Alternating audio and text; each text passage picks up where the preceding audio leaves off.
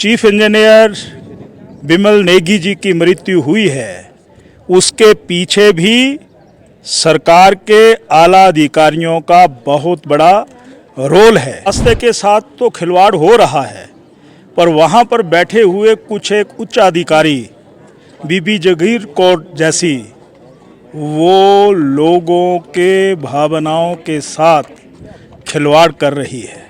इसी विभाग में जो वहाँ के डायरेक्टर हैं उन पर एक नहीं अनेकों आरोप हैं। एसपी इंटेलिजेंस ने भी पुलिस के आला अधिकारी के ऊपर आरोप लगाए हैं। कमाऊ अधिकारी कौन कौन से हैं, कुछ एक दो के नाम बताएंगे आप?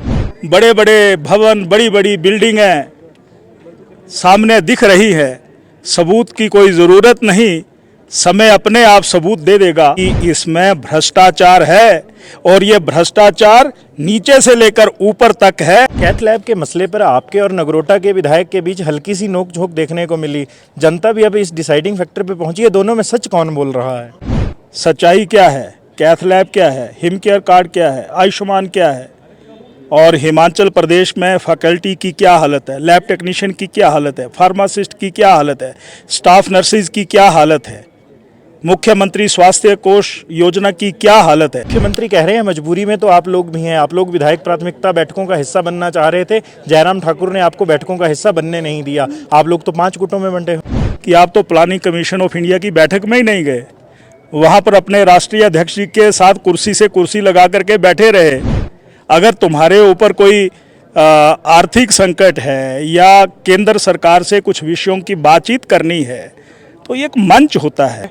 क्योंकि स्वास्थ्य के मसलों पर बहुत ज़्यादा चर्चा हुई है और जिस व्यक्ति ने सवाल खड़े किए हैं वो हिमाचल प्रदेश विधानसभा के पूर्व के अध्यक्ष और पूर्व के स्वास्थ्य मंत्री विपिन सिंह परमार हमारे साथ हैं। जी, बजट पर चर्चा चल रही थी, आप कह रहे हैं स्वास्थ्य विभाग में एक कुल देवी है और एक ग्राम देवता है, कौन से वो अधिकारी हैं और स्वास्थ्य विभाग के किन विषयों को लेकर आपने सवाल खड़े किए? मैं ये कह सकता हूँ कि हिमाचल प्रदेश में जो आज व्यवस्था परिवर्तन के नाम पर मुख्यमंत्री पिछले 3 वर्षों से गलत आंकड़े दे करके लोगों को, जनता को भ्रमित कर रहे हैं, उसमें उनके आला अधिकारी भी शामिल हैं।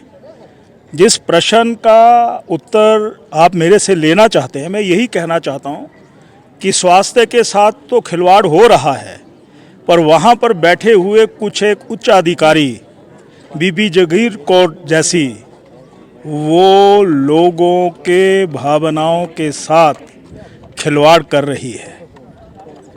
दूसरा, इसी विभाग में जो वहाँ के डायरेक्टर हैं उन पर एक नहीं अनेकों आरोप हैं और पिछले कल एसपी इंटेलिजेंस ने भी पुलिस के आला अधिकारी के ऊपर आरोप लगाए हैं। एक नहीं दर्जनों मामले हैं और उन दर्जनों मामले में मैं ये कह सकता हूँ कि जो चीफ इंजीनियर बिमल नेगी जी की मृत्यु हुई है उसके पीछे भी सरकार के आला अधिकारियों का बहुत बड़ा रोल है, जिसमें एक एमडी है जिनको स्थानांतरित कर दिया है, देशराज डायरेक्टर को टर्मिनेट कर दिया है।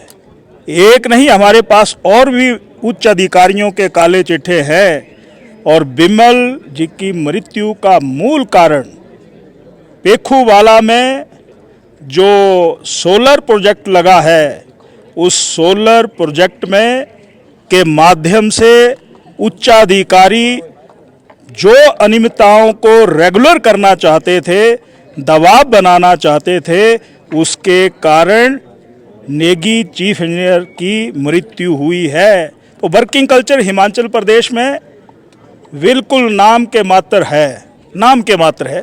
तो मैं यही कहना चाहता हूं कि हमारी लड़ाई शुरू हो चुकी है और कांग्रेस की अब गाड़ी ढलान के ऊपर है, जाएंगे, लोग इंतज़ार कर रहे हैं और सुशासन, गुड गवर्नेंस का जो प्रतीक है भारतीय जनता पार्टी, वो हिमाचल प्रदेश में लोगों की सेवा के लिए तैयार है। हम आज भी जनता के लिए समर्पित हैं, परिस्थितियां चाहे कैसी भी हों, ये कहना चाहता हूँ। परमार जी, सवाल सिर्फ अधिकारियों पे है या सरकार पे भी है?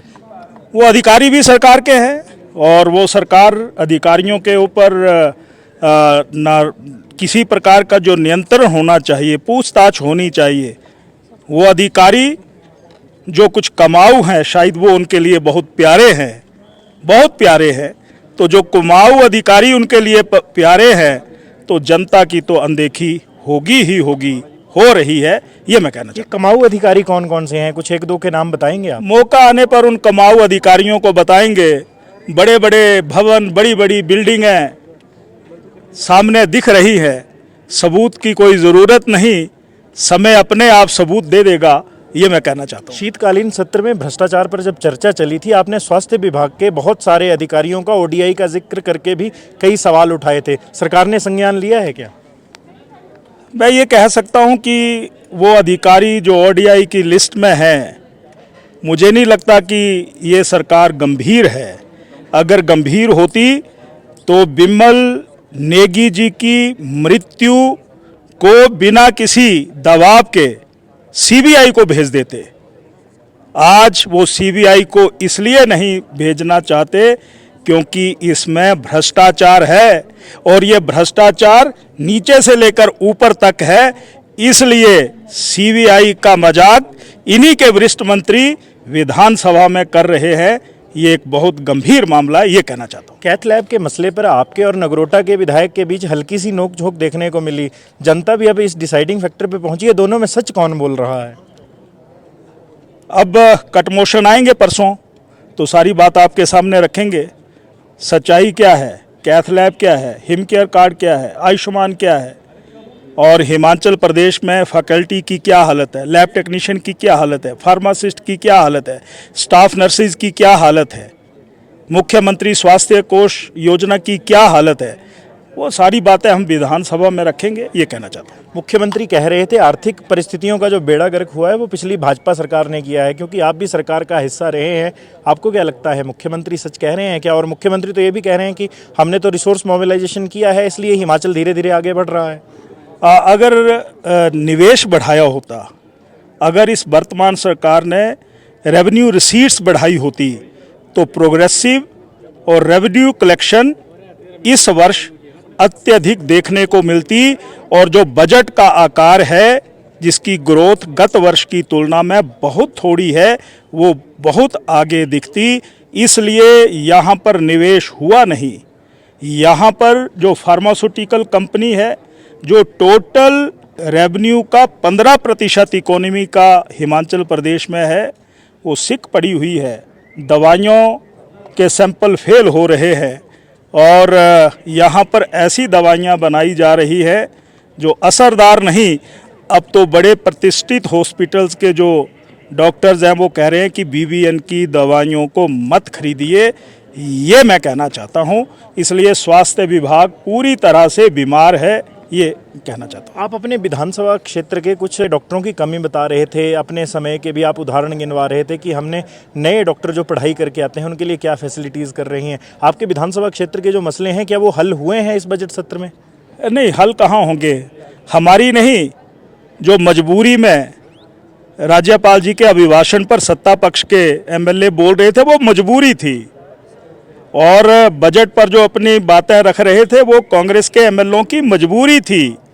वो अपने देवता को खुश देखना चाहते हैं। तो मजबूरी में व्यक्ति ये कह सकता है, और उनके विधानसभा क्षेत्रों में भी चाहे सड़कों की बात हो, चाहे शिक्षा की बात हो, चाहे रोजगार की बात हो, चाहे स्वास्थ्य सुविधाओं की बात हो, चाहे आदर्श स्वास्थ्य संस्थान खोलने की बात हो, और मात्र घोषणाएं हैं।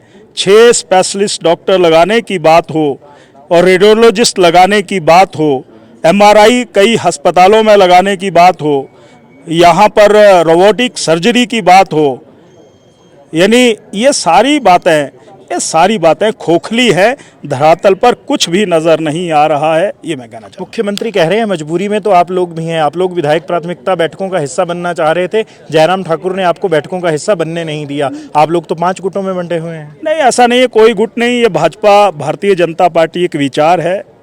और मुख्यमंत्री जी, मैं आपके इस चैनल के माध्यम से बताना चाहता हूँ कि आप तो प्लानिंग कमीशन ऑफ इंडिया की बैठक में ही नहीं गए, वहाँ पर अपने राष्ट्रीय अध्यक्ष जी के साथ कुर्सी से कुर्सी लगा करके बैठे रहे। अगर तुम्हारे ऊपर कोई आर्थिक संकट है या केंद्र सरकार से कुछ विषयों की बातचीत करनी है तो एक मंच होता है, प्लानिंग कमीशन की बैठक, वहाँ से तो आप नदारद रहे। और हम अगर प्लानिंग कमीशन की बैठक में नहीं गए तो पिछले 2 वर्षों में कुछ नहीं हुआ, राम वहाँ पर कथाएं ही पढ़ी जाती हैं। इसलिए हमने भाजपा जो विधायक दल है उसने सामूहिक निर्णय लिया, हम नहीं गए। 5 गुटों में आप बंटे नहीं हैं, सच्चाई है? भाजपा है, विचार है, और विचार एक मूवमेंट होती है, या इस मूवमेंट में कोई गुट नहीं होता। अलग अलग व्यक्तियों को अलग अलग जगह पर जिम्मेवारियां सौंपी जाती हैं और जो जिम्मेवारियां दी जाती हैं उस भूमिका को वो निभाते हैं, ये मैं कहना चाहता हूँ। हमारे साथ विपिन सिंह परमार थे, सुला से विधायक, पूर्व की सरकार में मंत्री और पूर्व के विधानसभा अध्यक्ष।